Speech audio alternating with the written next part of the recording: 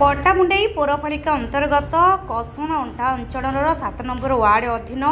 सीधापाटणा grammar आराध्य देवी माँ साहाड़ा सुंदरी पीठरे 7 दिन व्यापी भागवत पारायण सप्ताह हनुमान देवों विष कल्याण यज्ञ और आध्यात्मिक उत्सव उद्यापित हो जाइछि। 11 तारिख दिन कलश यात्रा पर श्रीमद् भागवत पाठ सहित भागवतर प्रत्येक कालजयी श्लोक लिपिबद्ध होई रहिथिबा मानव जीवन किपरि सार्थक होई परिबो विभिन्न कथावस्तु उपरे प्रवचन माध्यम प्रवचक माने दीक्षांत भावरे बुझाइथिले। एहा छड़ा कलिजुगर प्रत्यक्ष देवता कहुवा प्रभु श्री हनुमान देवों पूजार्चना सहित विश्व कल्याण पाई विश्वशक्ति यज्ञर आयोजन करा जायथिला। प्रत्येक दिन संध्यारे श्रद्धालु भक्त जोगदे भागवत कथामृत श्रवण करथिले। सनातन धर्मर महान ग्रंथ श्रीमद् भागवतरे पथभ्रष्ट मानव समाज पर लेखा जाइथिबा दिव्यवाणी को श्रद्धालु माने श्रवण करथिले। सप्तम दिवस अर्थात अंतिम दिवस संध्यारे वेदज्ञ पंडितंक हरिहाट महोत्सव ग्रामर नियारा परंपरा और समृद्ध भाईचारार स्वतंत्र परिचय थिबा देखिबाको मिलिथाए। ग्रामर महिला माने प्रभात संध्यारे स्वतंत्र भावे धूप दीप नैवेद्य देई प्रभु नारायण को पूजा अर्चना करने सहित परिवार और ग्रामर मंगल कामना करिथांती। प्रभुଙ୍କ संकीर्तन सांगकू चली नगर परिक्रमा। जदिओ जगन्नाथ संस्कृति धीरे धीरे लोप पाइबाकू बसिथिबा बेले भारतीय संस्कृति को पुनर्जीवित करने आज भी गाँ गहली चली भागवत पारायण हरिहाट और नाम संकीर्तन। शेष ग्रामवासी माने प्रभुଙ୍କ शरणापन्न होई प्रसाद सेवन करी ग्रामवासी माने बेस आनंदित होइथिले और प्रभु को विदाय देइथिले। एही धार्मिक महोत्सव को सुरेंद्र कर, अलेख प्रधान, सुरेश प्रधान, प्रदीप परिड़ा, मृत्युंजय त्रिपाठी प्रमुख परिचालन सहयोग करथिले। मो ना सुरेंद्र कुमार कर ग्राम ना हूँ तलबालीपड़ा। आम ग्राम सारड़ा सुंदरी पीठरे प्राय जेजेबापा अमल आमर सप्ताह पारायण हो आसूची। बड़ा शांति श्रृंखल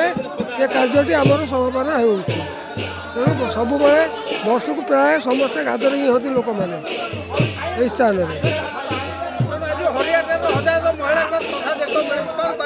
आज हरिहाट हो हरिहाट हजार हजार लोक समागम होमर भोजन भी व्यवस्था हो सब भोजन करके मुझे जड़े भागवती और सर्वेश्वर कर। मोर वृत्ति हूँ केवल भागवत चर्चा प्रवचन भागवत पारायण केवल मोर सारा जीवनटी आधार नियोजित करिछि। निगम कल्प तरुर्गलित फलं सुक मुखारद्रव संयुक्त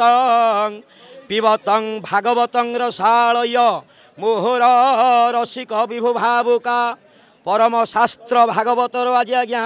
उद्यापन दिवस। ये उद्यापन दिवस रे आनंद बजार चली महाप्रसाद सेवा चली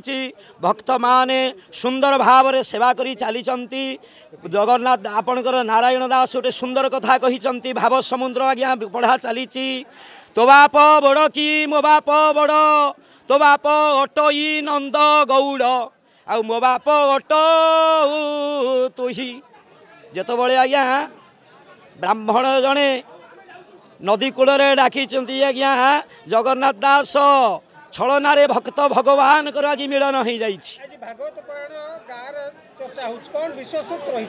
ये भागवतर आज्ञा जीवात्मा परमात्मा प्राप्त होबार विशेषस्थ एवं आत्मा सद्गति लाभ करिब संसार सिंधु रूपेण मीन रूपेण मानवा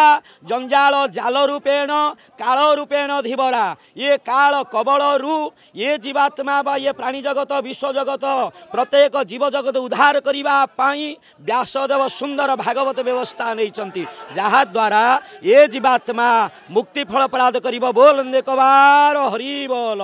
मो ना श्री सुरेश चंद्र प्रधान।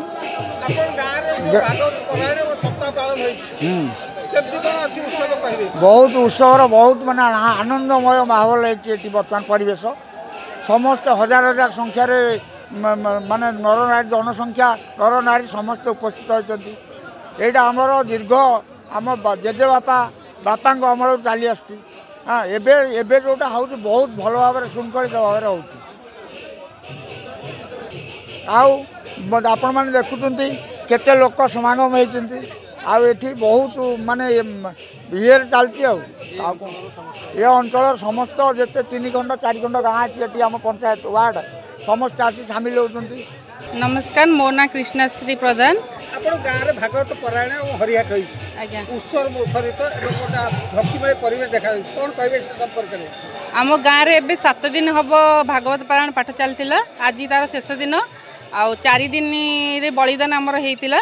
आमर भी माने जो झील मैंने भी बाहर सब माने बहुत से माने भी समस्ते आसिक जोगदे आ सब वर्ष भी यही जिनसा जो माने पालन होउची तो आमको भी बहुत खुशी लगुच यहाँ आम पूर्वपुरुष चली आसी आम बापा जेजेबापा मैंने भी यहाँ पालन करते आबे आमे भी सहीटा को आग को बढ़ेबा भी आमे भी चेष्टा करचु आम आड़ू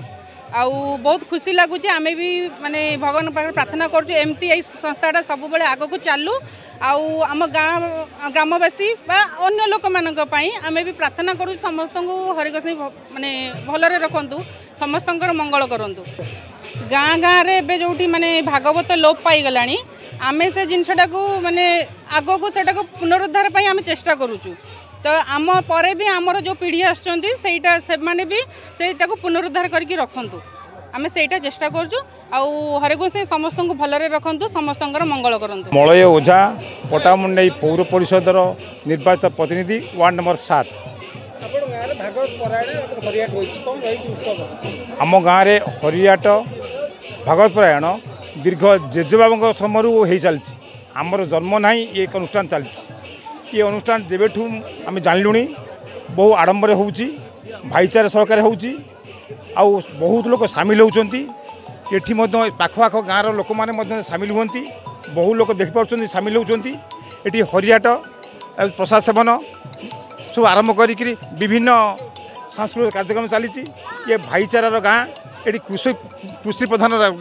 ग्राम आ कृषि पर निर्भर करती वर्षर थरे ये वार्षिक उत्सव पालन करती बहुत सुंदर सहकार हुए भाईचारा सहकार हुए आ एकता सहकार हुए बहुत भल लगे समस्त एकता समस्त उपभोग करती जो जो लोग था वर्षर थरे ग्राम को आसती केवल यही उत्सव को अनुभव करने आसती बहुत आनंद लगे बहुत भल लगे कौ झील जन आरंभ कर बंधु बांधव आरंभ कर समस्ते आज गाँव मुखर मुखर मुखर उत्सव अनुष्ठान चली किंतु यही आज ये जो पर्व अनुष्ठान होची आज शेष दिन ये शेष दिन में आम समस्ते एकता सहकार एकाठी हुंती समस्ते एक को उपभोग करी भल पाती आउ हरिहाट सह प्रशासन व्यवस्था थाए। Patamundi Dhirendra Mallik report live live Odia.